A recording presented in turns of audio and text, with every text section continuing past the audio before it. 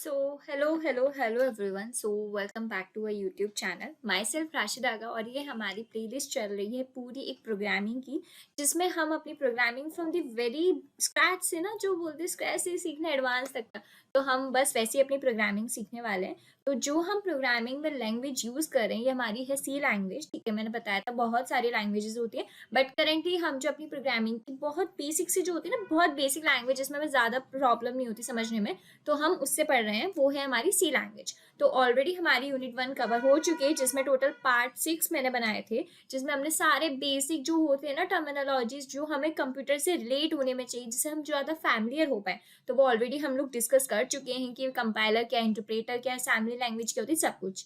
तो ये हमारे यूनिट 2 का पार्ट 5 है, यानी कि हम ऑलरेडी पार्ट 4 भी डिस्कस कर चुके हैं, जिसमें हमने सबसे मोस्ट इंपॉर्टेंट टॉपिक डिस्कस किया था, विच इज़ ऑपरेटर्स। क्योंकि ऑपरेटर्स का हम आगे यूज पढ़ रहे होंगे। एंड जो हमारी लास्ट वीडियो थी, मैं आपको थोड़ा हिंट दे दूँ, हमने क्या करा था उसमें प्रीवियस ईयर्स के क्वेश्चन पेपर सॉल्व करे थे। जो मैंने आपसे कहा था स्टार्टिंग में, मैंने आपसे बोला था कि हम बहुत सारे क्वेश्चन सॉल्व करेंगे अपनी इस प्लेलिस्ट में, जो कि हम कर रहे हैं। तो जो हमारी जो प्लेलिस्ट, मतलब जो हमारी लास्ट वीडियो थी ना, हमने उसमें कुछ क्वेश्चंस देखे थे, बट अभी ना हम स्टार्टिंग में थोड़े और क्वेश्चंस देखेंगे, जिससे ना हमारी थोड़ी अच्छे से वो होते हैं ना, कॉन्फिडेंस आ जाए टॉपिक पे कि ऑपरेटर्स क्या है, उसकी प्रेसिडेंस और एसोसिएटिविटी पर। तो वो हम अच्छे से देखेंगे, फिर हम अपने नेक्स्ट टॉपिक की ओर बढ़ेंगे, जो कि और इंटरेस्टिंग होने वाले, जिससे ना आपके माइंड की चीज़ें खुलती जाएंगी। जो हमने फ्लो चार्ट में स्टार्टिंग में देखा था ना, वो हम यहाँ पे सीख रहे होंगे। ठीक है, तो without any further delay we are going to start. तो ये हमारा पार्ट 5 है। ठीक है, arithmetic expressions and precedence. So next है, जो हम ऑलरेडी क्वेश्चंस डिस्कस कर चुके थे, बट अभी हम थोड़े और क्वेश्चंस डिस्कस करेंगे। क्वेश्चन है डिफाइन ऑल अर्थमेटिक ऑपरेटर्स, कि हमारे अर्थमेटिक ऑपरेटर्स क्या होते हैं। तो मैंने क्या करा है ना, अब की बार आंसर्स भी लिखा है, क्योंकि क्या होता है, मे बी आपको शायद कुछ इशू आ जाए, अब ना समझ पाओ, तो आई जस्ट ट्राई कि मैं आपको साथ के साथ आंसर्स भी दे दी जाऊँ। ठीक है, तो arithmetic operators are the type of operators, ऐसे टाइप के ऑपरेटर्स होते हैं सी में, जो कि यूज होते हैं कुछ परफॉर्म करने में mathematical operations in a C program. तो ऑफकोर्स आपको ना ये चीज पता होगी कि ऑपरेटर्स क्या होते हैं। अगर आप इस वीडियो को डायरेक्ट देख रहे हो ना, तो I just highly prefer you guys कि आप पहले पहले की वीडियोस देख लो यूनिट 2 की, क्योंकि हर एक वीडियो ना रिलेटेड है एक एक वीडियो से। आपको समझ में नहीं आएगा कि अर्थमेटिक ऑपरेटर्स क्या होते हैं। सबसे पहले आपको ये पता होना चाहिए ऑपरेटर्स क्या है। ऑपरेटर्स मैं आपको बहुत बार बता चुकी हूँ, ऑपरेटर्स आपके कुछ नहीं कुछ टाइप ऑफ पर्टिकुलर सिंबल्स होते हैं, जो कि आप परफॉर्म कर रहे होते हो, जिससे कि आप मैथमेटिकल कैलकुलेशन सॉल्व कर पाओ, कुछ आपके एडवांस प्रॉब्लम्स आप सॉल्व कर पाओ। तो उन्हीं में से एक टाइप है आपका arithmetic operator. There are total 6 types of operators, जो कि आपको पता है। अर्थमेटिक होते हैं, लॉजिकल हो गया, बिटवाइज, बहुत सारे होते हैं। तो उसमें से आपका एक टाइप है अर्थमेटिक ऑपरेटर। ठीक है, तो अर्थमेटिक ऑपरेटर वही एक टाइप है ऑपरेटर का, जो कि यूज होता है टू परफॉर्म मैथमेटिकल ऑपरेशन। जब आपके ऑपरेटर्स ही यूज होते हैं मैथमेटिकल ऑपरेशन परफॉर्म करने में, कुछ लॉजिकल चीजों को सॉल्व करने में, तो ये हमारा अर्थमेटिक ऑपरेटर करता है। They can be used in programs to define expressions in mathematical formulas. ये क्यों यूज होता है प्रोग्राम में, जिससे कि ये आपके एक्सप्रेशंस को डिफाइन कर पाए, कुछ मैथमेटिकल फॉर्मूलाज लगा पाए। क्योंकि आपके अर्थमेटिक ऑपरेटर्स कौन से होते हैं, प्लस हो गया, माइनस हो गया, डिवाइड हो गया, ठीक है, डिवाइड मॉड्यूलो हो गया, मल्टीप्लीकेशन हो गया। तो आपके ये सारे अर्थमेटिक ऑपरेटर्स होते हैं, जो कि आपके प्रोग्राम्स में इसलिए यूज होते हैं कि अगर कोई भी आपके प्रोग्राम में कुछ भी मैथमेटिकल कैलकुलेशन वगैरह करनी हो, तो वो आप अपने अर्थमेटिक ऑपरेटर से कर सकते हो। ठीक है, तो ये आपके अर्थमेटिक ऑपरेटर होते हैं एडिशन, प्लस, जो क्या करता है, ऐड करता है नंबर्स को या वैल्यूज को, जिससे 2 + 2 क्या देगा इसका आंसर, 4। ठीक है, सब्ट्रैक्शन, सब्ट्रैक्शन क्या करता है, सब्ट्रैक्ट करता है आपके कुछ नंबर्स को या वैल्यूज को, जैसे 4 - 2 आपको क्या दे देगा, 2। मल्टीप्लीकेशन, मल्टीप्लाई नंबर और वैल्यू, दो नंबर को मल्टीप्लाई करते हैं, 7 × 3 क्या कर दे देगा, 21। डिवीजन, डिवीजन क्या करते हैं, डिवाइड्स नंबर्स और वैल्यू, जैसे आपका 8 का डिवाइड लगेगा 4 में, क्या दे देगा, 2। Modulo, return the remainder, most important है ये। पता है क्या होता है ये ना, मैं पहले, पता है जब मैं पढ़ती थी ना, मैं इवन आज तक कंफ्यूज हो जाती थी कि ये मॉड्यूलो ऑपरेटर एग्जैक्टली करता क्या है। क्योंकि जब क्वेश्चंस आते हैं ना एग्जाम में, हम इतने ज्यादा कंफ्यूज हो जाते हैं डिवीजन और मॉड्यूलो ऑपरेटर में, कि हमें उसका डिफरेंस ही पता नहीं चलता। तो मॉड्यूलो ऑपरेटर आपका क्या करता है, आपको रिमाइंडर रिटर्न करके दे रहा होता है। जैसे अब जब आप 2 का डिवाइड लगाओगे 5 में, हम डिवाइड में क्या करते हैं, हम उसका क्वेश्चन रिटर्न करते हैं। बट मॉड्यूलो में क्या करते हैं, मॉड्यूलो ऑपरेटर आपका क्या करते हैं, उसका रिमाइंडर रिटर्न करते हैं। जैसे आप जब 2 का डिवाइड लगाओगे 5 में, क्या बचेगा, 1 बचेगा, क्योंकि 2 2 से क्या होता है, 4 होता है, तो 1 बचेगा रिमाइंडर। इंक्रीमेंट ऑपरेटर क्या होता है, मैंने आपको ये वाला जब ऑपरेटर्स पढ़ाए थे ना पहले की वीडियोस में, जब मैं आपसे बोल रही हूँ डिटेल में मैंने एक्सप्लेन करा है, तो मैंने आपको ये चीज बहुत अच्छे से बताई थी कि इंक्रीमेंट और डिक्रीमेंट ऑपरेटर में आप ये मत समझना कि 2 बार प्लस है यानी कि 2 बार एक नंबर इंक्रीज होगा, नहीं। एक बार ही होगा, ऐसे ये मत समझना अरे 2 बार माइनस है यानी कि 2 बार आपका नंबर डिक्रीज होगा, नहीं, एक बार नंबर डिक्रीज होगा, ठीक है। इंक्रीमेंट का क्या होता है, increase the value of a number variable, एक बार वैल्यू या वेरिएबल की नंबर को इंक्रीज करना। जैसे आपको वैर ये आप मत अब ये आप ये मत करना, ये थोड़ा जावास्क्रिप्ट का टाइप है, बट हम ये आप ये मान के चलो कि आपका ये इंट है, ठीक है, आप इंटीजर कर रहे हो, ये इंट है, क्योंकि मैंने बोला ना ऑपरेटर्स आपका एक ऐसा टॉपिक है जो आपकी होल प्रोग्रामिंग की लैंग्वेजेस में यूज होता है, चाहे वो आपकी सी हो, जावा हो, पाइथन हो, जावास्क्रिप्ट हो, सी प्लस प्लस हो, ऑपरेटर एक कॉमन टॉपिक। तो मैंने इसलिए आपको इस टॉपिक पे इतना इतना ज्यादा प्रेशर, इतना ज्यादा फोकस करा है ना, क्योंकि अगर ये आपका टॉपिक वीक रह गया तो आप बेसिक से बेसिक ना चीजें नहीं पकड़ पाओगे। तो आपने क्या करा, 7 करा तो क्या हुआ, 8 आएगा, एक बार नंबर इंक्रीज हुआ है। ऐसे डिक्रीमेंट का मतलब क्या होता है, एक बार वैल्यू को डिक्रीज करना, जब आप y की वैल्यू को डिक्रीज करोगे तो आंसर क्या आएगा, 4, ठीक है। तो आई होप आपको अच्छे से क्लियर हो गया होगा अरिथमेटिक ऑपरेटर्स क्या होता है। अगर आपको ये वाला क्वेश्चन आएगा एग्जाम में, अब मुझे ये कॉन्फिडेंस है कि आप ये वाला क्वेश्चन कर लोगे, ठीक है। Next, what you mean by operands, operands क्या होते हैं, जब आपको ऑपरेटर्स पता चल गया, ऑपरेटर्स क्या होते हैं, एक सिंबल होता है जो कि यूज हो रहा होता है मैथमेटिकल कैलकुलेशंस करने के लिए। अब सिंबल किस चीज पे यूज होगा, कुछ वैल्यूज होंगी जब भी तो यूज होगा, तो ऑपरेंड्स आपकी क्या है, ऑपरेंड्स आपकी वही वैल्यू है, ठीक है, वैल्यू है। थोड़ा ये ना मैं इरेज करके देख दे रही हूँ ढंग से, ठीक है। ऑपरेंड्स आपकी क्या है, ऑपरेंड्स ना आपकी कुछ वैल्यू है, ठीक है, वैल्यू वही हो गई जैसे कि 5 हो गया, 7 हो गया, ये सब, ठीक है, आपकी वैल्यूज पे परफॉर्म होता है। Discuss the operator precedence and associativity of the all the operators, जो भी ऑपरेटर्स होता है, अरिथमेटिक हो गया, लॉजिकल हो गया, बिटवाइज हो गया, उनके ऑपरेटर की प्रेसिडेंस और एसोसिएटिविटी क्या है। प्रेसिडेंस मतलब कौन सा ऑपरेटर पहले आएगा, कौन सा ऑपरेटर बाद में आएगा, अगर दोनों बराबर आ रहे तो किसको सबसे ज्यादा एसोसिएटिविटी, मतलब किसकी लेफ्ट टू राइट होगी, किसकी राइट टू लेफ्ट होगी, ठीक है। ये ना मैंने ये वाला टॉपिक अपनी लास्ट वीडियो में बहुत अच्छे से करा है, और पूरी बाकायदा एक टेबल दी थी आपको, जो मैंने बोला था आप अपने नोट्स में मेंशन कर लेना। ये टेबल याद करने की जरूरत नहीं है, जब आप क्वेश्चन सॉल्व करोगे ना, जैसे क्वेश्चन आप सॉल्व कर रहे हो, बार बार ये वाला क्वेश्चन आप देख रहे हो कि मल्टीपल टाइम्स रिपीट हो रहा है कि ऑपरेटर की प्रेसिडेंस क्या है, एसोसिएटिविटी क्या है, तो आप ये वाला करो, आप उस वीडियो को देखना, वहां से मैं ये यहाँ पे दोबारा नहीं बना रही हूँ, ठीक है, ऑलरेडी मैं आपको वहां बता चुकी, तो आप वहां पे जाना, वो वीडियो देखना, और वही है ऑपरेटर की प्रेसिडेंस, ठीक है। आई होप अब ये वाला क्वेश्चन आएगा, आप कर लोगे। नेक्स्ट क्वेश्चन है differentiate between type conversion type casting, type conversion type casting में क्या डिफरेंस है, तो ये मैंने आपको डिफरेंस दे दिया है 5। पहले हम ये क्वेश्चन देखते हैं। टाइप कास्टिंग क्या होता है, टाइप कास्टिंग होती है आपकी एक्सप्लिसिट टाइप कास्टिंग, और टाइप कन्वर्जन क्या होता है, इम्प्लिसिट। मैंने ऑलरेडी आपको बहुत डिटेल में समझाया, पता है ये क्वेश्चन ना मोस्ट इंपॉर्टेंट है। मैं चलो आपको ना एक जेन्युइनली पर्सनली वाली चीज बताती हूँ। अभी मेरे ना रिसेंटली एग्जाम हुआ था, ठीक है, हाँ, मेरा जो एग्जाम था ना वो था जावा का। जावा में भी ये सेम क्वेश्चन आया था कि एक्सप्लिसिट और इम्प्लिसिट के बीच का आप वो बताओ डिफरेंस टाइप। अब आप सोचो जब मेरे एग्जाम में वाली चीज है, यानी कि ये वाला क्वेश्चन कितना कितना ज्यादा इंपॉर्टेंट है, तो मैं इसलिए वाला बोलूंगी कि प्लीज आप ये वाले क्वेश्चंस ना, जो मैं आपको वीडियोस में सारे क्वेश्चंस करा रही हूँ, प्लीज आप इसको तो करके जाने, क्योंकि ये जो सारे क्वेश्चंस है ना आपके सारे प्रीवियस ईयर्स के क्वेश्चंस हैं। आप मान लो 2018 से आप मान लो ये सारे क्वेश्चंस हम पेपर के डिस्कस करें, तो आई हाईली रिकमेंड यू कि प्लीज आप इन क्वेश्चंस को तो मत ही छोड़ना, ठीक है। तो पहला क्या है, when a user can convert the one data type into another then it is called the typecasting। typecasting मतलब जब यूजर चाहता है कि आपके एक डेटा टाइप दूसरे डेटा टाइप में कन्वर्ट हो, तो वो टाइपकास्टिंग है। टाइप कन्वर्जन क्या है, type conversion is that which automatically converts the one data type into another, मतलब वो ऑटोमेटिकली कर दे रहा है। टाइप कास्टिंग में क्या, यूजर चाह रहा था कि वो एक डेटा टाइप इस डेटा टाइप में कन्वर्ट हो, और टाइप कन्वर्जन क्या है, वो ऑटोमेटिकली कर रहा है, हम यूजर नहीं चाह रहे, वो अपने आप ही कर रहा है बिना हमारे उसके कुछ। टाइप कास्टिंग क्या होता है, implemented on to incompatible data types. Implement किस में होते हैं, इनकम्पैटिबल मतलब जो कि कंपैरिजेबल नहीं होता, जो कि बहुत अलग अलग डेटा टाइप्स है, ठीक है। टाइप कन्वर्जन क्या होता है, implemented only when two data types are compatible. ये जब भी इंप्लीमेंट होगा जब आपके दो डेटा टाइप्स कंपैटिबल हो, यानी कि आपको लगे कि हाँ हम इन पे कर सकते हैं अप्लाई, ठीक है।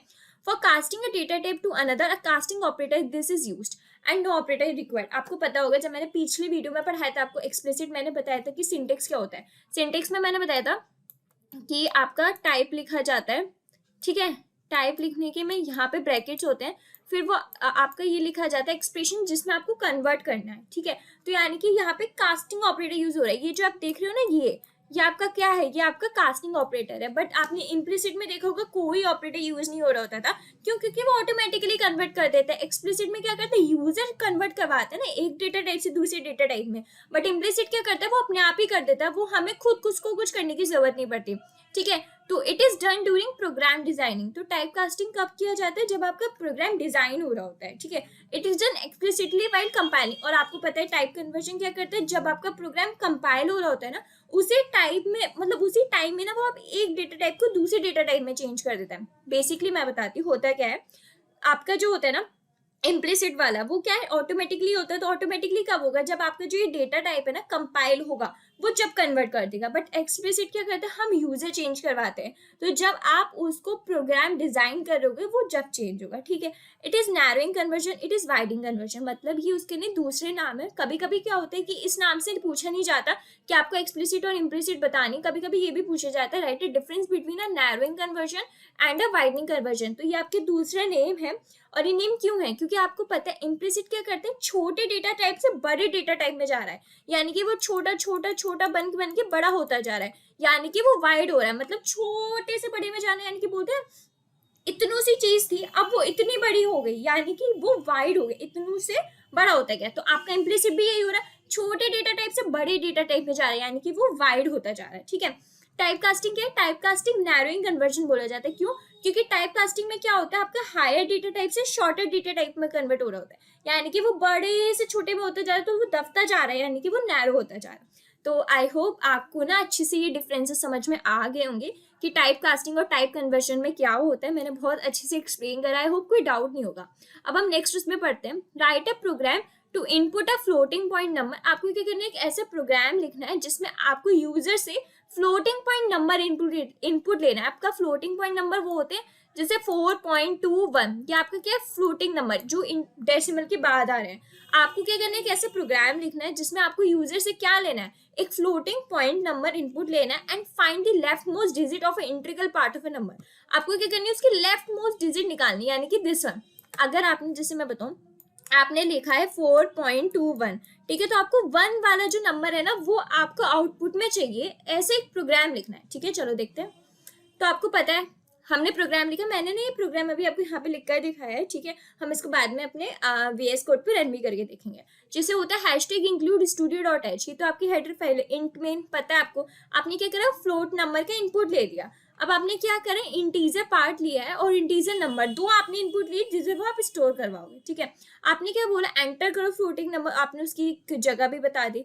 तो फिर क्या हुआ, वो जो फ्लोटिंग नंबर था आपने किस में स्टोर करवा दिया, इंट पार्ट में स्टोर करवा दिया। मैंने बताया ना, आपने क्या करा, पहले तो फ्लोटिंग नंबर का इनपुट ले लिया कि हाँ हम इधर ले लेते हैं फ्लोटिंग नंबर जो कि है हमारा 4.21 है, ठीक है। फिर आपने क्या करा, इंट लेके इंट पार्ट और इंट नंबर, आपने दो नंबर वेरिएबल दो और स्टोर करवा दी। क्यों? क्योंकि जिसमें आप ये जो है ना, ये नंबर आप इसका किस में स्टोर हो जाएगा, इंट पार्ट में। तो आपने वही करा, इंट पार्ट में क्या है, वो नंबर स्टोर करवा दिया। अब फिर आपने क्या करा, जो आपका ये नंबर है ना, आपने उसमें क्या बोला था, लेफ्ट मोस्ट डिजिट चाहिए, यानी कि 1 वाली चाहिए। और अगर आपको लेफ्ट मोस्ट डिजिट चाहिए होती तो आप क्या करते हो, मॉड्यूलो ऑपरेटर। अगर आपको याद होगा, अभी जस्ट मैंने कुछ सेकंड्स पहले आपको ये चीज बताई है कि हमारा मॉड्यूलो ऑपरेटर क्या करता है, हमारा मॉड्यूलो ऑपरेटर रिमाइंडर देता है। तो अगर हम जब रिमाइंडर चाहिए होगा तो रिमाइंडर तो हमारा सबसे लास्ट वाला आएगा, ठीक है।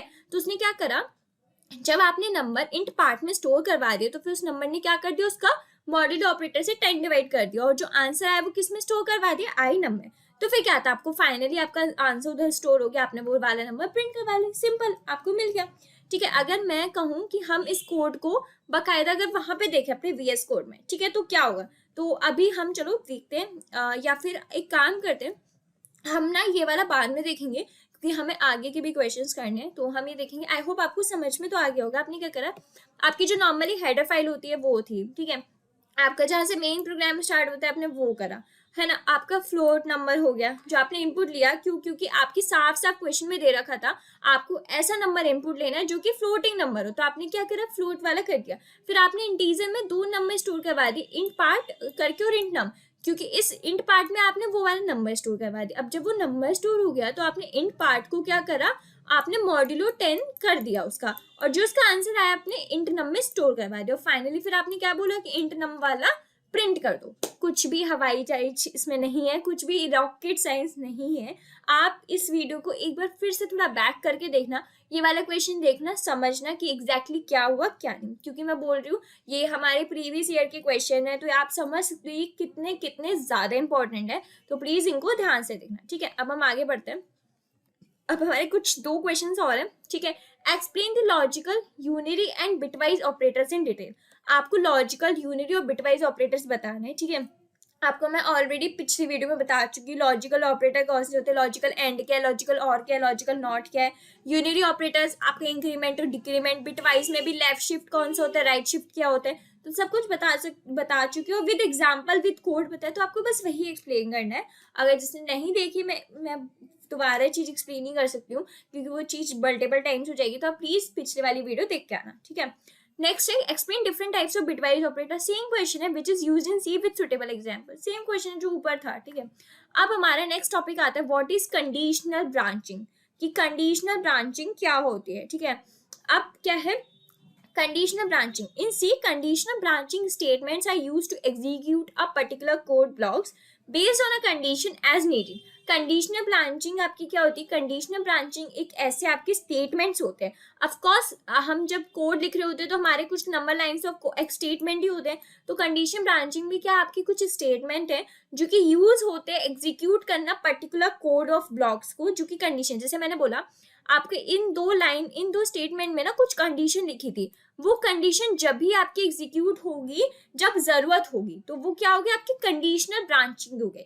यानी कि कंडीशनल ब्रांचिंग स्टेटमेंट आपकी जब एग्जीक्यूट होते हैं, जब पर्टिकुलर लाइन ऑफ कोड जो होता है ना उस कंडीशन पे बेस्ड है, यानी कि वो जब कंडीशन आपकी मैच हो रही होगी ना, जब भी वो वाले आपकी लाइन ऑफ स्टेटमेंट वाले कोड आपके एग्जीक्यूट होंगे, अगर नहीं होंगे। लाइक मैंने बोला अगर मेरा ये वाला काम हो तो आप ये वाली लाइन ऑफ कोड एग्जीक्यूट करना, तो ये वाली कंडीशन मैच होगी अगर ये वाले काम हो रहे होंगे ना, जब भी आपकी ये वाली कंडीशन एग्जीक्यूट होगी, अदरवाइज ये वाली कंडीशन एग्जीक्यूट नहीं होगी, ठीक है। तो these branching instructions in C allow programmers to run the code only when specific condition are met. मैंने बताया ना जब ये वाली कंडीशन मैच होगी, जब भी वो वाले आपके स्टेटमेंट्स एग्जीक्यूट होंगे, अदरवाइज वो वाले आपकी कोड के स्टेटमेंट एग्जीक्यूट नहीं होंगे।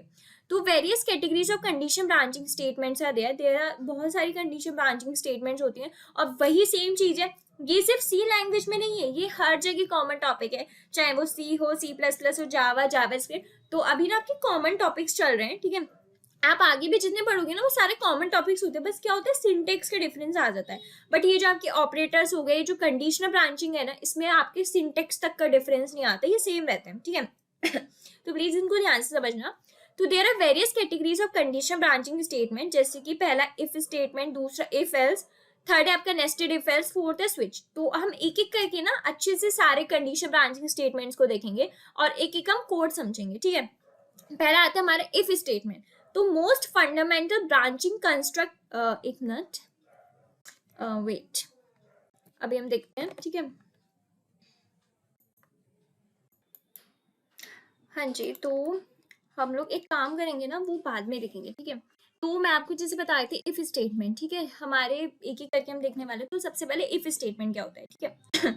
The most fundamental branching construct in C is the if statement. ये समझ लो जो हम बोलते हैं ना पहली सीढ़ी वाली चीज, ठीक है। कंडीशनल ब्रांचिंग 4 तरीके की होती है, इफ हो गई, इफ एल्स हो गई, उसकी भी नेस्टेड हो गई, स्विच हो गई। तो आप ये समझ लो बहुत जो बेसिक चीज होती है ना फंडामेंटल ब्रांचिंग, वो क्या है, आपकी इफ स्टेटमेंट है।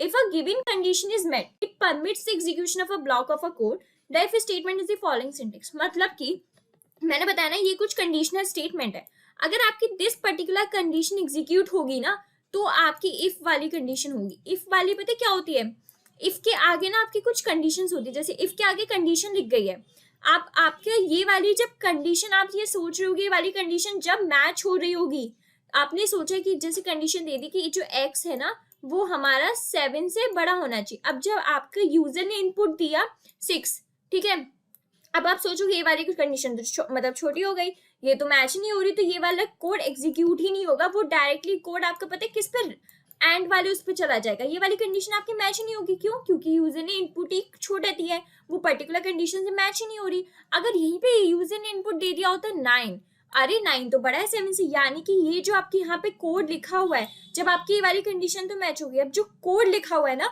वो एग्जीक्यूट होगा। मतलब आप समझ रहे हो, अगर आपकी इफ के आगे वाली कंडीशन मैच हो गई, वो वाली सक्सेसफुल हो गई, तो उसके बाद का पर्टिकुलर लाइन वाला कोड एग्जीक्यूट होगा, अदरवाइज नहीं होगा।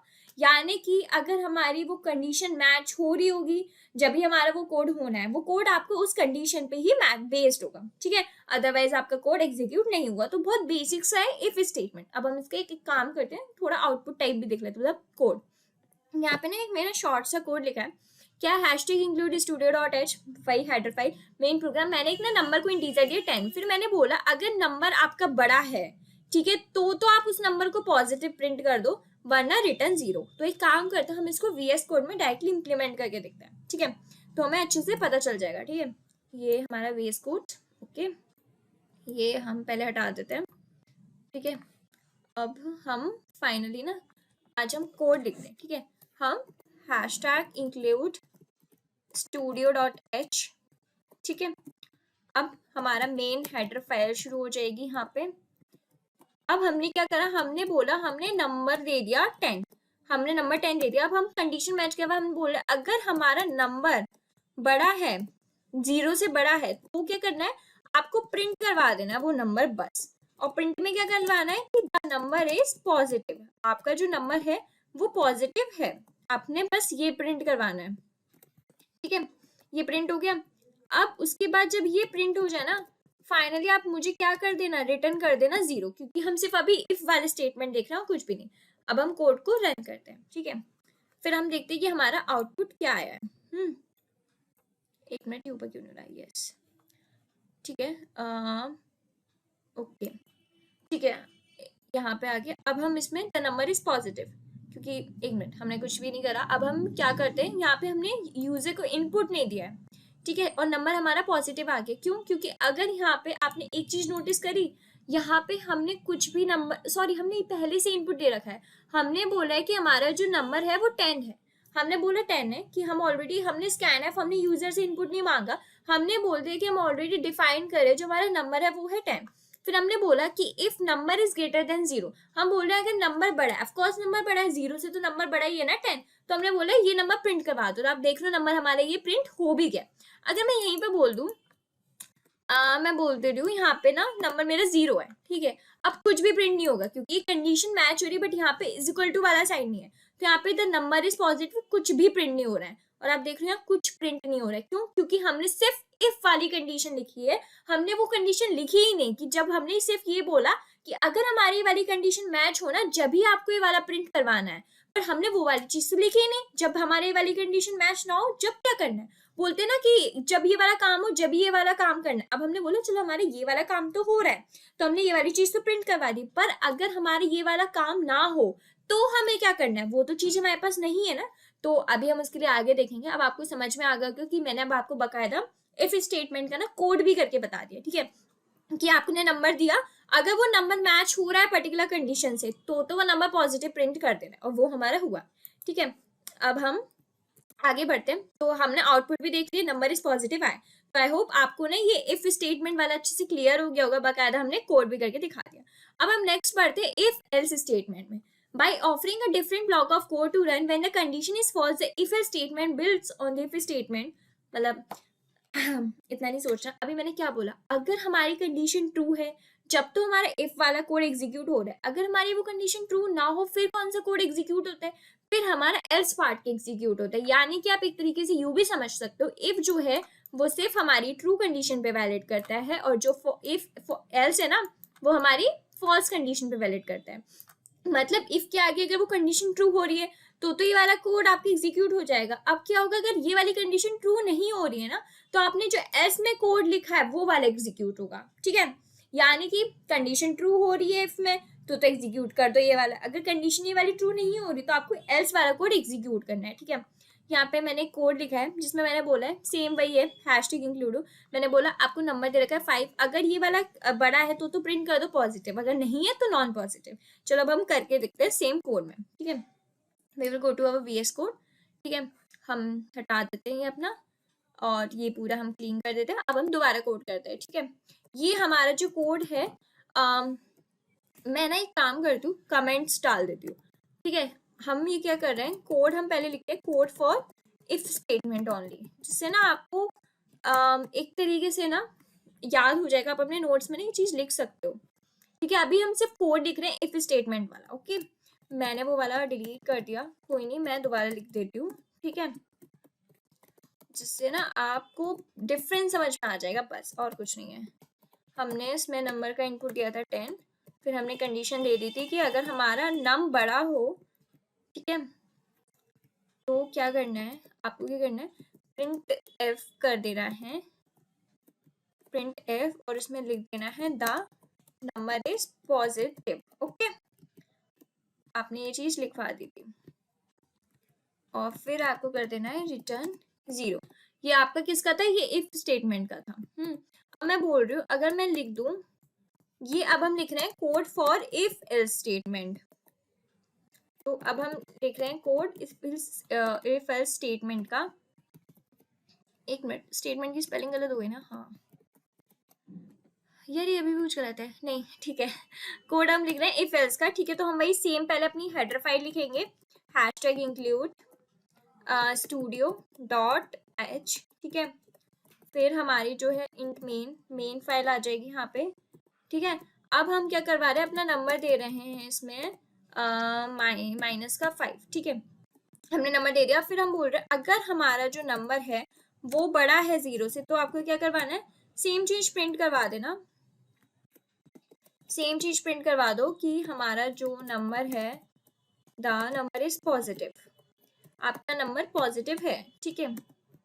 अगर ये वाली चीज नहीं हो रही है अब आपको एल्स वाला प्रिंट करवाना है। एल्स वाला कब होता है, जब आपकी पहली वाली कंडीशन फॉल्स हो जाए, यानी कि इफ वाली कंडीशन मैच नहीं हो रही है, देन आपकी एल्स वाली कंडीशन होती है।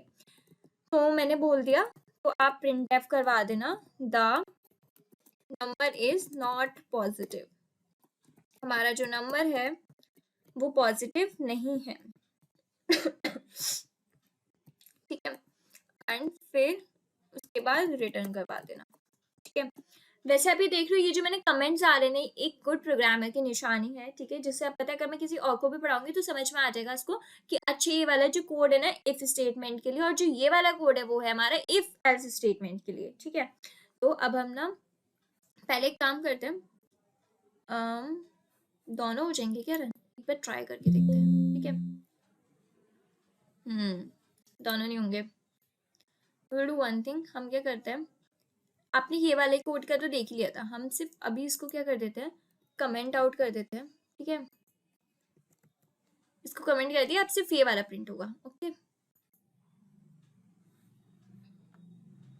आप देख रहे हो the number is not positive, आगे नंबर नॉट पॉजिटिव क्यों, क्योंकि जो नंबर था -5 था, 0 से तो बड़ा है नहीं, 0 से छोटा है। तो अब हमारी जब ये वाली इफ के अंदर की कंडीशन चेक हुई, हमने बोला कि ये वाली कंडीशन तो मैच नहीं हो रही, यानी कि हमें इफ के आगे वाला कोड एग्जीक्यूट कराना नहीं है। अब हमें क्या करवाना है, एल्स के आगे वाला कोड एग्जीक्यूट करवाना है। तो हमने क्या करा, एल्स के आगे वाला कोड एग्जीक्यूट करा दिया, और वो कोड क्या आ गया, the number is not positive. तो अब आप समझ रहे हो, जब हमारा वो इफ वाला मैच नहीं हुआ तो अब हमारा एल्स वाला हुआ। तो यानी कि अब आपको समझ में आ गया होगा, ये मैंने कोड इफ और एल्स का लिखा था, अब हम इसको कमेंट आउट कर देते हैं, ठीक है। ये तो आपने ऑलरेडी देख रखा है, तो ये हमारे यहाँ पे क्या आया था, द नंबर इज पॉजिटिव आया, तो उधर अब इधर क्या आ गया, the number is not positive. तो आई होप आपको इफ स्टेटमेंट का कोड और इफ एल्स के स्टेटमेंट का कोड अच्छे से क्लियर हो गया होगा, ठीक है। तो ये हमने कोड इसमें लिखा था अभी अपने VS कोड में, और आउटपुट क्या आ गया उसका, इसका आउटपुट मैंने लिखा नहीं है, ठीक है। आउटपुट हमारा नॉट पॉजिटिव, क्योंकि वो हमारी चीज कंडीशन वैलिड ही नहीं थी, तो हमारा उसका कोड नहीं आया, ठीक है। अब मैं ना एक और चीज करूंगी, पहले क्या करती थी, मैंने आपको बताया था ना, हमने ऑपरेटर्स पढ़ा था, हमने उधर भी कोड करे थे, हमने पर उधर कोड कॉपी करे थे। आई थिंक वो वाली चीज ना आपको अच्छे से ज्यादा क्लियर नहीं हुई होगी, जो मुझे पर्सनली लगता है। बट अब हम आगे से ना ये वाली चीज करेंगे, जैसे मैंने अभी आपको कोड करके दिखाया, तो एक कोड करने से ना कॉन्फिडेंस आता है, कॉन्फिडेंस बिल्डअप होता है कि हाँ finally we did a code. तो हम यही करेंगे अब से ना, भले ही हमें टाइम लगा करेगा। आप जब क्या करा करोगे, जब मैं कोड करा करूंगी ना, आप भी अपने लैपटॉप में ना वो जो ड्यूल स्क्रीन होती है, आप वो खोल के खुद भी करा करोगे कोड, जिससे आपकी भी प्रैक्टिस होगी और अच्छा भी लगेगा। अगर आपको कुछ भी, मैं फिर बोल रही हूँ, अगर कुछ भी आपको डाउट आ रहा है, कुछ भी चीजें समझ में नहीं आ रही ना, तो अगर क्वेश्चन समझ नहीं आ रहा तो प्लीज मुझे कमेंट्स में बताओ, हम उसको फिगर आउट करेंगे, हम उसको समझेंगे। तो this is all for today. आज हमने 2 कंडीशनल ब्रांचिंग पढ़ी। In the next lecture we will also discuss the next 2 branching, जो कि है हमारी नेस्टेड इफ एल्स और स्विच, जो कि काफ़ी इंटरेस्टिंग होगा और हम उसका कोड भी हम खुद देख रहे होंगे, ठीक है। आई होप आपको आज मज़ा आया होगा। हमने आज 2 कोड करे और आप इसको आगे प्रैक्टिस करना, डेली समझने का ट्राई करना। अगर आपको कुछ भी दिक्कत हो बताना। So till then keep learning.